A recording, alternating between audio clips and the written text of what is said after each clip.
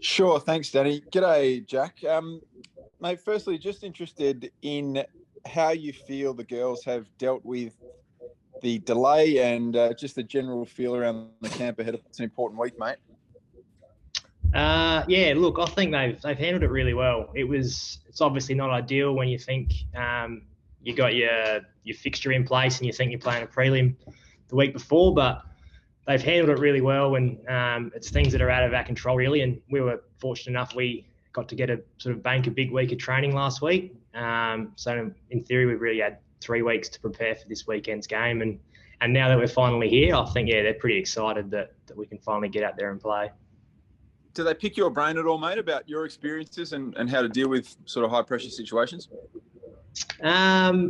Not too much. I must be getting older because not too many actually talk about my footy career. Maybe being a defender and so forth, it's not the most glamorous sometimes. But look, whenever someone does ask a question, I can obviously help out, and part of my role in development is to try and help where possible.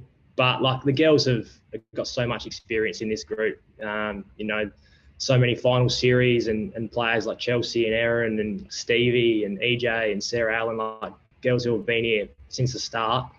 They've probably played more finals footy than I have. So they've got a lot of experience internally that I imagine they turn to with this sort of stuff. So they're probably making a development coach a bit redundant, the amount of players you just named. Yeah, potentially just talk myself out of a job. So what's your role in the next week, mate? What will you do to help them? Look, basically the same thing I've done all season, and I'm around the club during the week and basically skill development and a bit of structure stuff. And we've got a pretty good sort of process that works out here. On a Tuesday, the girls have the day off, but I'm around the club and they can come in and get some extras in, and then pre and post training as well on Monday, Wednesday, Friday. But it's been a really eye-opening experience for me this year, just to see how sort of the balancing act that the girls do have to do with their full-time jobs, and then they come into training and get their extras in and do the main session. So it's been a great experience for me to see how hard they do work and sort of getting that balance right. And lastly, from me, mate, did you obviously watch the Brizzy game on the weekend, and obviously the other prelim with Freo sort of lining up against you guys? What have you made of your potential opposition in the next couple of weeks? Yeah, well, obviously Freo this week. We played them 3 or 4 weeks ago over there and had a pretty hard-fought game. And we both had players out, and we've got a couple more this week. And Freo have got a couple of good players ready to go. So, look, regular season form doesn't really count for too much this time of year. This week will be really tough. We've got to get through this. And then, obviously, potentially the opponent in the granny, if you do get there, is going to be just as difficult. So we've got a lot of experience playing against these teams, but as you know, sort of finals footy can turn up a lot of different scenarios. So fingers crossed we can knock it over this weekend, and then we can move on to the next one. Beauty. And have you avoided any COVID cases, mate? Are the girls all clear? Touch wood, yeah, we've been really lucky this last couple of weeks. So hopefully it stays that way. Beautiful. Thanks, Jack. Good luck. No worries. Thanks, Theo.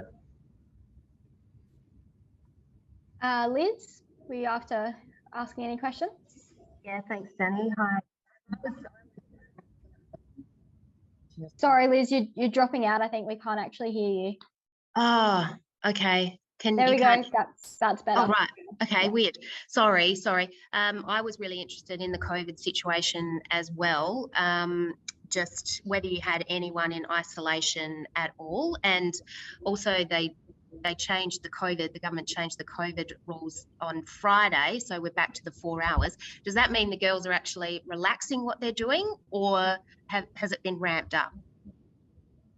No, we're going to, obviously the government stuff, they dictate to what the state does and stuff, but we're sticking with what we've been doing all season long, and the girls have done a great job with it, and we're not going to change that until the end of the season.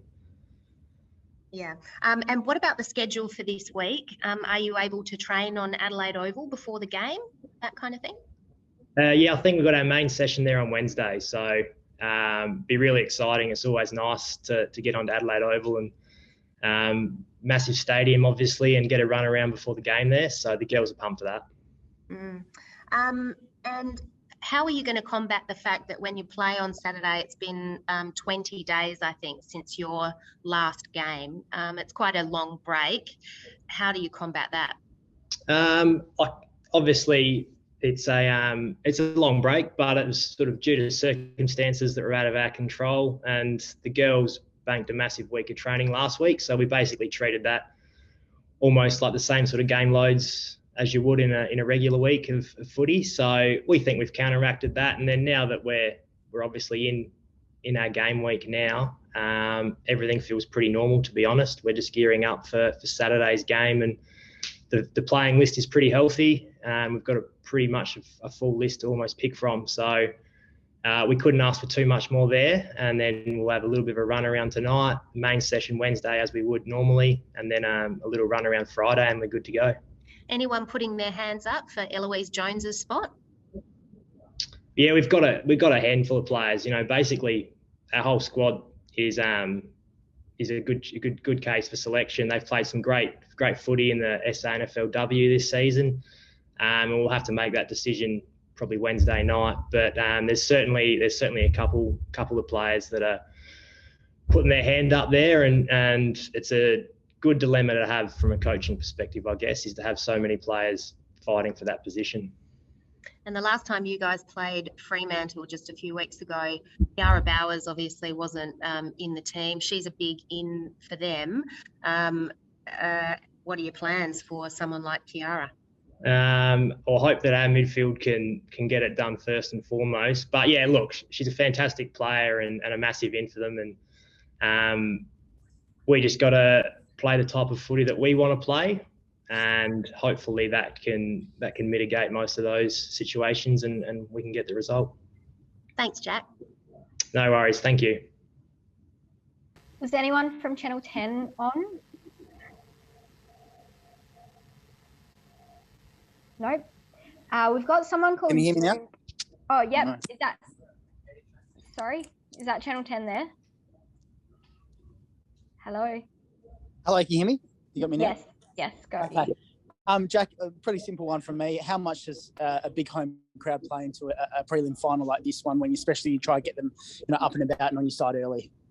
Yeah, absolutely. I think home ground advantages are huge, especially at Adelaide Oval. It's going to be an unbelievable experience, and there's no better feeling than playing in front of your home team, sort of screaming and supporting you. Yeah, and just, as contrary to that, how much do you want to try and make sure that you silence Fremantle, and the fact that you get on an early lead, get off to a really good start? Yeah, absolutely. And I think supporters and the crowd are a massive part of that. It's hostile when you're in an opposing team playing at Adelaide Oval. And if you can get off to a good start as a home team and the crowd starts to let Freo know about it, you're certainly advantaging us for sure. Free entry for the game. What sort of numbers do you think? Hopefully, I think the weather's going to be pretty good. What sort of numbers are you forecasting that's going to show up for the prelim? Oh, I don't know about numbers, but I just hope as many as possible can get there. It's a great opportunity, like you said. We've got the heap of Crows footy this weekend, really, the Sandful and the AFL the Friday night, and then come down to the prelim on the Saturday. So it's a great weekend for the Crows, and we can get as many as possible. So hopefully it's a nice day. Last one from me. Showdown night before, will the girls perhaps attend? What will they be doing before the night before, or perhaps even watching it together? They definitely won't be attending. Obviously preparing for the game the next day and so forth. But yeah, I can imagine a couple of them might get together and have dinner and so forth. But again, it comes down to their individual preferences for pre-game routines and preparation and so forth. So, the girls will be pretty locked in to the prelim on Saturday.